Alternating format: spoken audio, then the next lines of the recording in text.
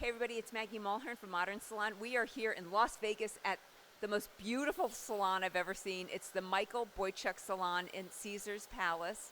I am here with Anachell, who is a blow-dry queen. She is famous for her blowouts, among other things, but we presented her with a big challenge. I have a lot of hair. It's long.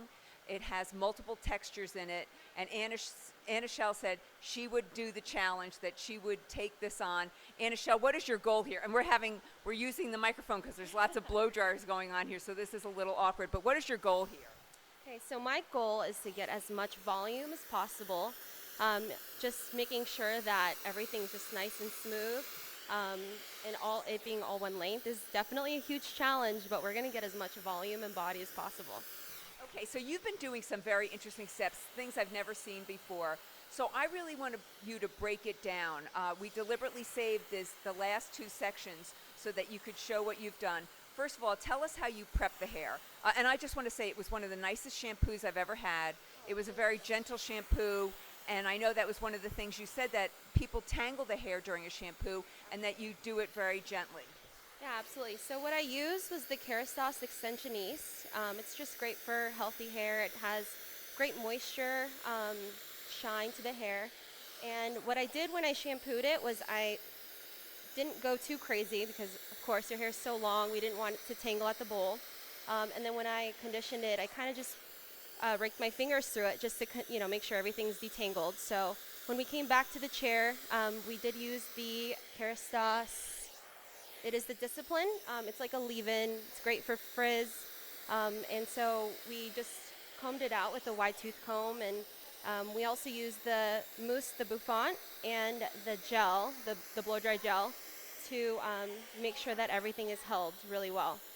So, if you just want to pan to the products that you used over here. So these are, if you can look right over here. Yeah. This is the Discipline. This is what we prepped while it was wet. And then we use the bouffant for the volume. And then this is the Formal Fatale that is great for blow drying. It's a blow dry cream and it holds really, really, really well. All right, perfect. So you took fairly large sections and you said you did that why? So I choose to use not only big sections but also a really big round brush because I find that if you use a smaller round brush, you're getting more curl and not so much volume. So I use big sections so that I can maintain as much body and volume as possible.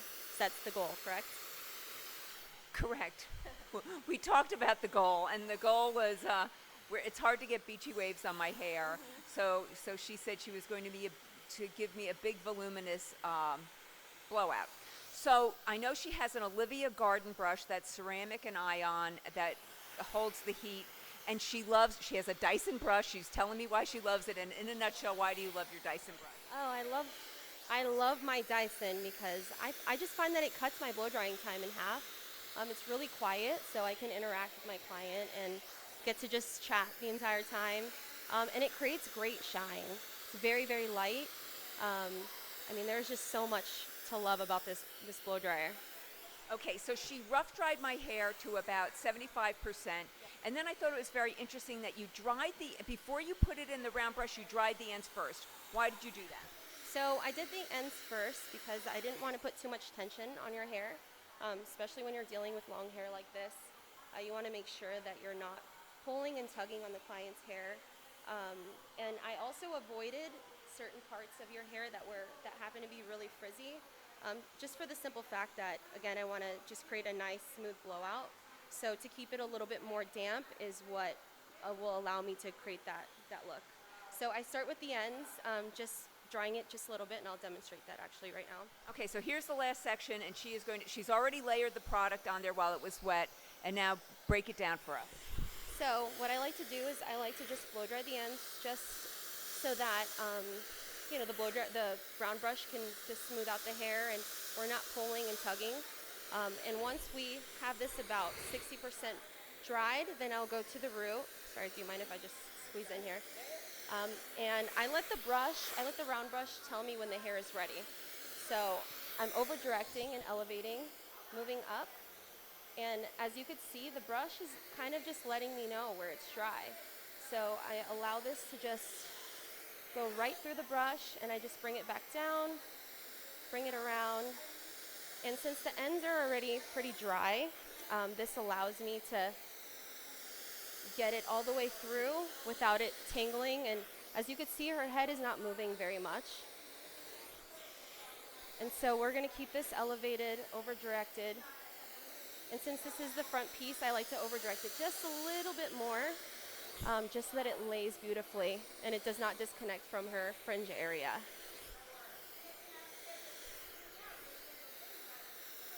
So I just keep going around. And I like to bring this all the way down. Let me grab these little guys.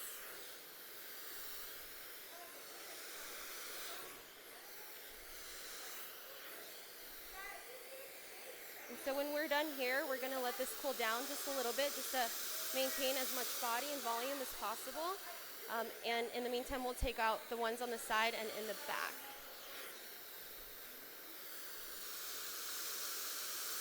There's actually another thing I did want to add.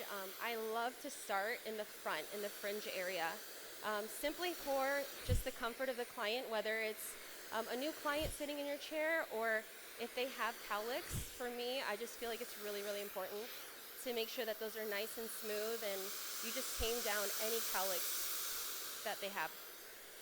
And we were also talking about this from a client perspective. It's nice to have my fringe blown out because I'm looking at myself in the mirror and, we want it as close to good as possible. Yeah. And I must say, this is probably one of the loveliest blowout experiences I've ever had. You have a very gentle touch. She is so great. In case I forget to say it, we're in the Michael Boychuck Salon, Caesar's Palace, and you're Anachell. How do you say your last name? Velasquez. She's so good. She's so great. And this challenging hair. This is all my face frame falling out. It's extremely curly in the middle of the back, very straight here. Anybody who tries to get volume, it's like good luck. It's not easy to get. That's why I wear a ponytail. Well, that's one of the reasons I wear a ponytail all the time. But it's challenging hair simply because of the length. It's 100% colored. Most of it double processed. I mean, it's got a lot going on, and to get any kind of movement out of this, we have a curl that's going rogue, that's escaping. Yeah, So. it wants to be shown. It's ready to come out. Okay, let me just clip this guy up. So we're gonna let this cool down, this top area. And you're absolutely right. I mean, any time that you're dealing with hair past like the bra strap, it's really, really, really challenging. So I feel like, for me at least, I like to start in the troubled areas and work my way up. And then this is where we want to see most of the body anyway. So, all right, we're gonna see the reveal in just a sec. I'm gonna just pull this down just a smidge. Turn this down. I do, yes. So I like to just put it on a low, cool, and I like to run it through just every single one. Even though they've been sitting for a little bit, I like to just make sure that there is no heat, because anytime that it's still warm, it could still diffuse the volume. So I want to make sure everything's nice and cool. And I go through every single section.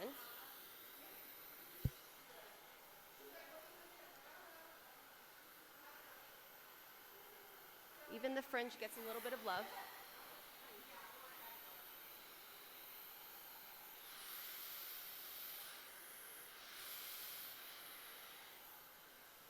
Okay, are you ready for this? Ready for the reveal. And again, shout out, because the poor thing had to have this microphone. So where are we starting the reveal? Over there? So spin me around so that you all can see it. All right, so take this guy down. And what I love about setting it with the clips is that you can get a curl out of it also. Once we shake it out, it will drop just a smidge. But look at all that body that we're getting. Look how beautiful this hair is. It's so long. Okay. Would this have been harder if I had extensions, or easier? Well, depending on the brand of the extensions, I do find that extensions hold really, really well.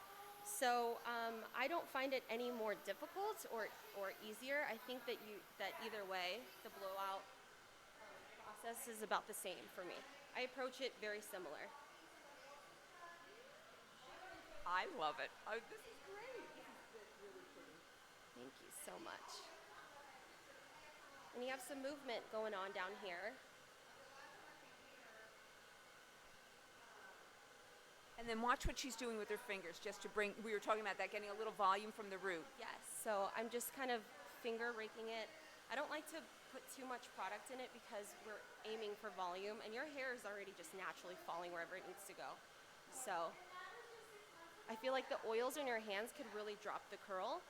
So I like to just kind of play with it a little bit. This is all yours.